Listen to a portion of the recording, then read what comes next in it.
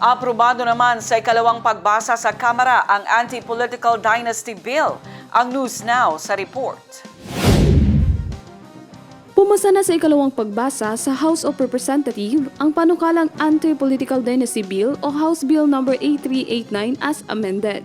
Nabigyan ng pag-aproba ang panukala matapos irekomenda ni Lanao del Sur Representative Zia Alonto Adyong, chairperson ng House Committee on Suffrage and Electoral Reform, ang pagsasama-sama ng 17 magkakaugnay na panukalang batas upang mabuo ang substitute bill.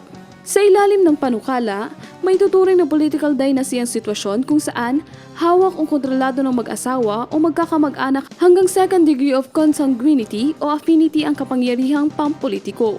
Ipinagbabawal din ng panukalang sabay na pagtakbo o paghawak ng elective position ng magkakamag-anak hanggang second degree sa national at local position, kabilang ng provincial, city, municipal at barangay post. Sakop din ng pagbabawal ang pagtakbo ng magkakamag-anak sa parehong legislative district para sa House of Representatives. Kapag tuluyang naisabatas, ito ang kauna-unahang komprehensibong anti-political dynasty law mula nang maisabatas ang 1987 Constitution, na may probisyong nag-uutos sa Kongreso na magpasa ng batas laban sa political dynasties.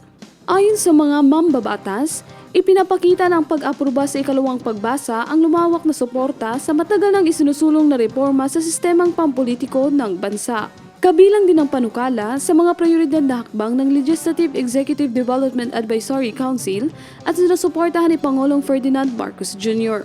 Kabilang sa mga pangunahing may akda ng panukala, sina House Speaker Faustino Buji D. III at Majority Leader Sandro Marcos. Criza Chavez, iMinds, Philippines.